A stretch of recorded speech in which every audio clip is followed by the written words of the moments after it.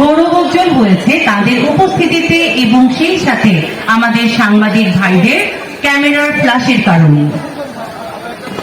আমরা জোর করতালির মাধ্যমে এই জ্ঞান পিপাসু মানুষদের উৎসাহিত করি এবং কৃতজ্ঞতা চিত্তে স্মরণ করি।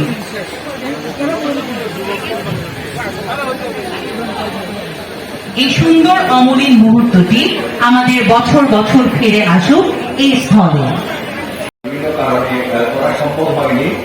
এর পরবর্তীতে যখন আমরা দেখলাম যে দর্শক এবং প্রকাশকদের ব্যাপক চাহিদা রয়েছে, তখন মাননীয় মেয়র মহোদয় অতি দ্রুত, মাত্র আমরা 4 দিন সময় পেয়েছিলাম এটা প্রস্তুতি নেওয়ার জন্য, এবং এই স্বল্প পরিসরে মেয়র মহোদয়ের আমাদের এক দিক নির্দেশনা, দূরদর্শিতা এবং ওনার যে ইনস্ট্রাকশন ছিল, এই ইনস্ট্রাকশনের ভিত্তিতে আমাদের পুরো টিম, আমাদের সৃজনশীল সাহিত্য পরিষদ সহ এবং সবাই মিলে আমরা অতি সময় প্রস্তুতি নিয়ে এই মেলাটি আমরা সফল করার জন্য সর্বোচ্চ চেষ্টা করেছি।